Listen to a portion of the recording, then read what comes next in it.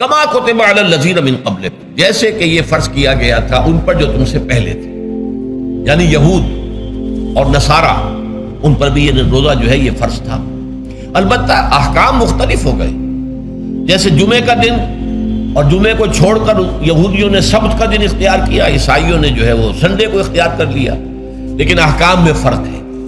وہاں پورے سبت کے دن، ہفتے کے دن کاروبار دنیاوی مطلقاً حرام، لیکن ہمارے ہاں شریعت کے اندر آسانی پیدا کی گئی کہ صرف جمعے کی اذان سے لے کر نماز ادا ہو جانے تک وہ حرام ہے، لیکن باقی یہ ہے کہ اس سے پہلے بھی اگر کرو، اور بعد میں جب فَإِذَا قُضِيَتِ الصَّلَاةُ فَانتَشِرُوا فِي الْأَرْضِ وَابْتَغُوا مِن فَضْلِ اللَّهِ، جب نماز ادا ہو چکے تو جاؤ، منتشر ہو سکتے ہو زمین میں اور اللہ تعالیٰ کے فضل کو تلاش کر سکتے ہو۔ تو اسی طریقے سے اگرچہ حکم روزہ جو ہے وہ تو سابقہ امتوں میں بھی تھا، لیکن یہ اس کے احکام جو ہیں ان کے اندر تغیر و تبدل ہے۔ کتب علیکم الصیام کما کتب علی الذین من قبلکم لعلکم تتقون، تاکہ تمہارے اندر تقوی پیدا ہوتا ہے۔ اب یہ ہے حکمت صوم کی پہلی آیت۔ تقوی کسے کہتے ہیں؟ بچنا۔ کس چیز سے بچنا؟ اللہ نے جو چیزیں حرام کی ان سے بچنا، اللہ کے احکام کو توڑنے سے بچنا۔ دیکھیے یہ لفظ جو ہے اس کا مادہ ہے وا، قاف اور یا، وقا۔ وقا یقی کے معنی ہے کسی کو بچانا۔ ہم دعا مانگتے وقنا عذاب النار، اے اللہ ہمیں آگ کے عذاب سے بچا لے، لیکن اتقا بنتا ہے باب افتعال، واو تے میں شامل ہو گئی تو اتقا، اور اسی سے تقوی ہے۔ تقوی کے معنی کیا ہے؟ بچنا، خود بچنا۔ وقا یقی دوسرے کو بچانا، بچنا اللہ کے احکام کو توڑنے سے، اللہ کی حرام کردہ چیزوں میں ملوث ہونے سے، اللہ کے غضب سے، غصے سے، اللہ کی ناراضگی سے، اور آخرت میں اللہ کے عذاب سے۔ یہ بچنے کی روش ہے، پوری زندگی میں بھی اس کو جاری رکھو۔ یہ تقوی زندگی میں کیا ہوگا؟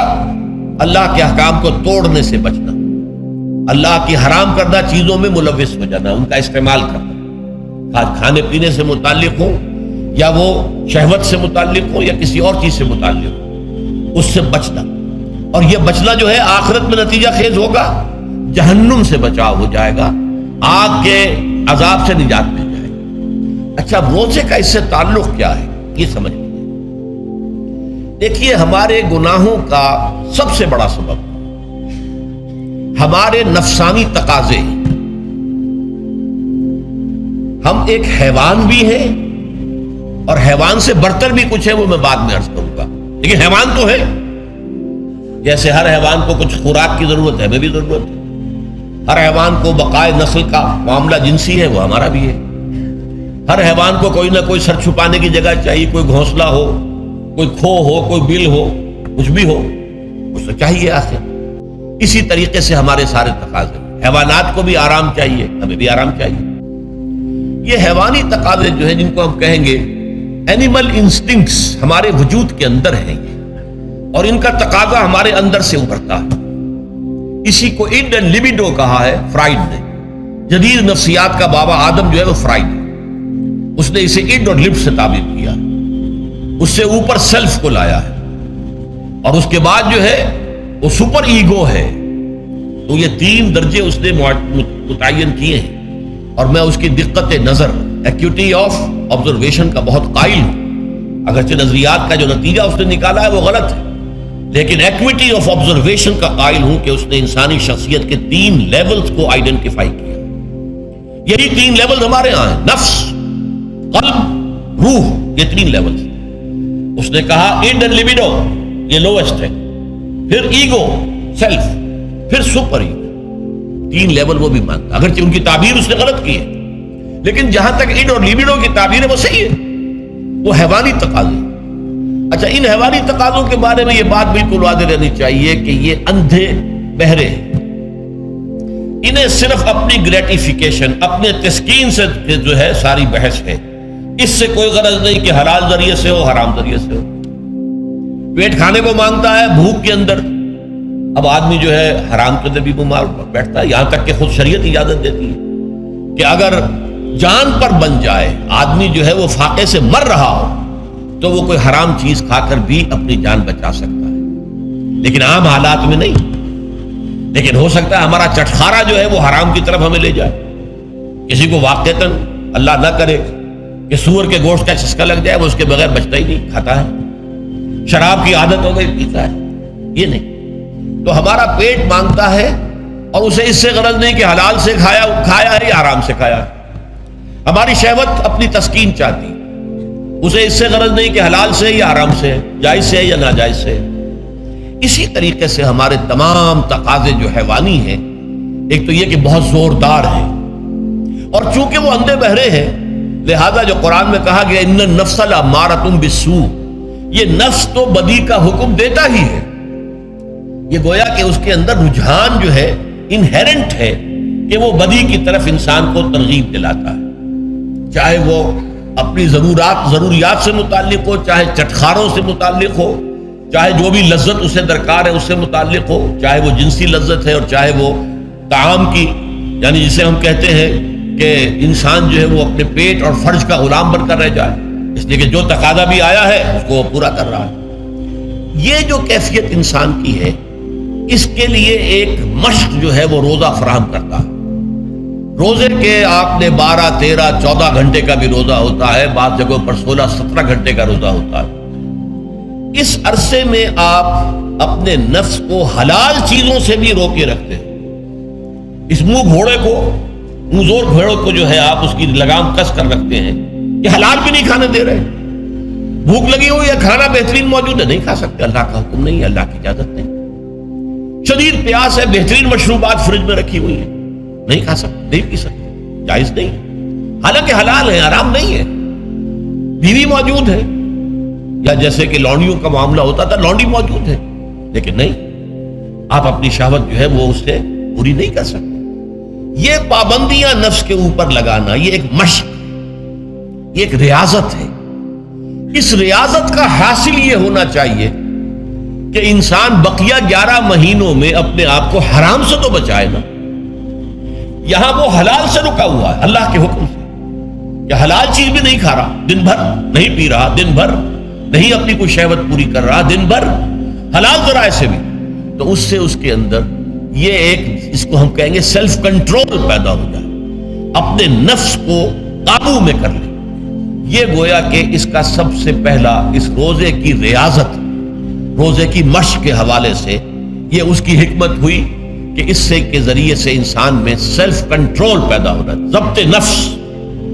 یہاں پہ تھوڑی سی میں وضاحت کر دوں، رہبانیت کے اندر آپ کو معلوم ہے کہ سیلف اینیہیلیشن، انگریزی الفاظ جو ہیں وہ زیادہ بعض لوگوں کے لیے واضح ہوں گے، نفس کشی، نفس کو کچل دینا، ختم کر دینا، مار دینا، یہ رہبانیت میں ہوتا ہے، اسلام میں نہیں۔ اسلام کا نظام بڑا متوازن ہے۔ ان لنفسک علیک حقا وان لزوجک علیک حقا وان لزورک علیک حقا۔ حضور نے فرمایا دیکھو تمہارے نفس کا بھی تم پر حق ہے، اسے مناسب حد تک آرام دینا بھی تمہارے ذمے ہے، اسے غذا بہم پہنچانا بھی تمہارے ذمے ہے۔ فرق صرف کیا ہے، حلال سے ہو حرام سے نہ ہو۔ اس کی شہوت کو پورا کرنا بھی تمہارے ذمے ہے، فرق صرف کیا ہے، جائز راستے سے ہو حرام سے نہ ہو۔ اس کا نام ضبط نفس، سیلف اینیہیلیشن، نفس کو کچل دینا۔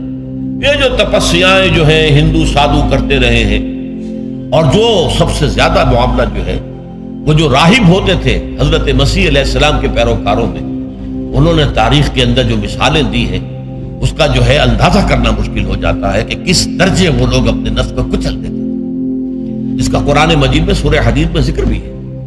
اکثر لوگ تو پابندی نہیں کر سکتے تھے، اپنے اوپر پابندیاں لگانے کے بعد غلط راستوں پر بھی چل پڑتے تھے، لیکن جو لوگ ان پابندیوں کو نبھاتے تھے وہ کس انتہا تک جاتے تھے۔ کبھی آپ جو ہے ہسٹری آف کرسچن موناسٹسزم پر جو تاریخ کی کتابیں لکھی گئی ان کو پڑھیں تو اندازہ ہو۔ مولانا مودودی نے تفہیم القرآن میں اس کا کچھ حوالے دیے ہیں، اور واقعہ یہ کہ رونگٹے کھڑے ہو جاتے ہیں انسان پر کہ اس درجے میں انہوں نے اپنے نفس کو کچلا تھا۔ ہمارے صوفیہ کے ہاں بھی بعض ایسی روایات صحیح ہیں یا غلط ہے بیان کی جاتی ہیں، لیکن اسلام کا اصل معاملہ کیا ہے، توازن، اعتدال۔ تمہارے نفس کا بھی تم پر حق ہے، ان لنفسک علیک حق ہے، تمہاری بیوی کا بھی تم پر حق ہے، وان لزوجک علیک حق ہے، اور تمہارا جو بھی کوئی ملاقاتی آئے، کوئی دوست ہے، اس کا بھی زورک علیک حق ہو، زیارت کرنے کے لیے کوئی آیا اس کا بھی حق ہے، ان کے حقوق ادا کرو۔ حضرت عبداللہ ابن عمرو بن العاص رضی اللہ تعالی عنہما صحابہ کرام میں اس اعتبار سے بہت ممیز تھے کہ ان پر عبادت جو ہے، عبادت گزاری کا اتنا غلبہ ہو گیا تھا، ہر روز روزہ رکھتے تھے اور رات کو پوری رات کھڑے رہتے تھے۔ حضور کو اطلاع دی گئی، حضور نے طلب کیا فوراً، آپ نے فرمایا یا عبداللہ الم نخبر، کیا ہمیں یہ خبر نہیں دی گئی انک تصوم الدہر وتقوم اللیل، کہ تو ہمیشہ رات کو کھڑا رہتا ہے نماز پہ اور ہر روز روزہ رکھتا ہے۔ اب ظاہر بات ہے حضور کے حضور میں جھوٹ کیسے بولتے، ویسے بھی جھوٹ بولنے کا سوال نہیں صحابہ کے لیے، تو عرض کیا بلا یا رسول اللہ ایسے تو صحیح ہے، فرمایا لا تفعل، ہرگز ایسا مت کرو، فإن لنفسك عليك حقا وإن لزوجك عليك حقا وإن لزوجك عليك حقا، تمہارے نفس کا بھی تم پر حق ہے، روزہ رکھو بھی اور افطار بھی کرو۔ بہترین روزہ جو ہے وہ حضرت داؤد علیہ السلام کا تھا، ایک دن روزہ رکھتے تھے، ایک دن افطار کرتے تھے، لیکن یہ ہے کہ آپ ہفتے میں 2 دن روزے حضور کے ہیں، سوموار کو اور جمعرات کو، مہینے میں 3 روزے یہ ہیں، اس میں گویا کہ سنت پر عمل بھی ہو جائے گا، لیکن یہ کہ ہمیشہ روزہ رکھنا، بلکہ یہاں تک کہا گیا ما ساما من سامت دہر، جو ہمیشہ روزہ رکھتا ہے اس نے کوئی روزہ رکھا ہی نہیں۔ کیا مطلب؟ یہ تو اس نے اپنی ہیبٹس بدل لی ہے، ہیبٹس ہو گئی ہیں یہ کہ سارا دن بھر نہیں کھانا، صبح کھانا شام کو کھانا، بس یہ تو اس نے اپنی ہیبٹ بدل لی ہے، روزہ ہیبٹ بن گیا اس کا۔ ما ساما من سامت دہر، جس نے ہمیشہ روزہ رکھا اس نے کوئی روزہ رکھا ہی نہیں، اس لیے کہ روزہ تو در حقیقت اس شخص پر شاخ گزرتا ہے جس کو عادت ہے دن میں کھانا کھانے کی، اس کو دن کے اندر 3 کھانے کھانے کی عادت ہے، تبھی تو وہ شاخ گزرے گا۔ اگر وہ عادت ہی آپ نے بدل لی ہے تو ظاہر بات ہے کہ پھر روزے کی جو برکت ہے وہ تو ظاہر نہیں ہوگی۔